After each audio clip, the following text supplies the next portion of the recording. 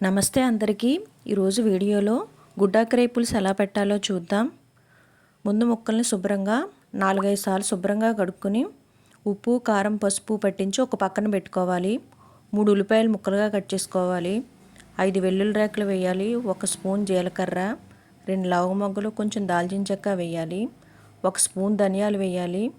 మిక్సీలో గ్రైండ్ చేసేసుకోవాలి వీడియోలో చూస్తున్నట్టుగా.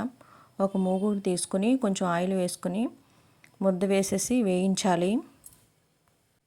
ఒక రెమ్మ కరివేపాకు వేసి మిక్స్ చేయండి. ఒక పెద్ద నిమ్మకాయ సైజున చింతపండు శుభ్రంగా కడుక్కొని వేడి నీళ్ళలో నానబెట్టుకోవాలి. ఓ పావు టీ స్పూన్ పసుపు వేయండి. 4-5 పచ్చిమిర్చి వీడియోలో చూపిస్తున్నట్టుగా చీరి వేసుకోవాలి. తర్వాత ఒకసారి మిక్స్ చేయండి. సిమ్లోనే మగ్గించాలి.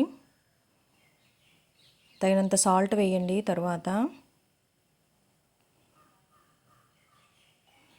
2 స్పూన్లు కారం వేయాలి. ఇంకా స్పైసీగా కావాలంటే 1 స్పూన్ వేసుకోవచ్చు. సిమ్లోనే మగ్గించండి. ఎర్రగా వేగాలి ముద్ద. వేగిన తర్వాత చాప ముక్కలు ఉన్నాయి కదా, అవి వేసేయండి. ఒక 5 నిమిషాలు మూత పెట్టి మగ్గించాలి.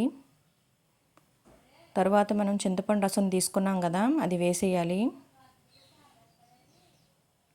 సిమ్లోనే మగ్గించండి. కొద్దిగా కొత్తిమీర వేసుకోవాలి. తర్వాత ఒక రెమ్మ కరివేపాకు కూడా వేసుకోవాలి. చాలా బాగుంటుందండి టేస్ట్. ఈ కూర పులుసులాగే ఉంటుంది. మన్నాడికి ఇంకా బాగుంటుంది. పులుసు మరుగుపట్టింది. కొత్తిమీరతో గార్నిష్ చేసుకోవాలి.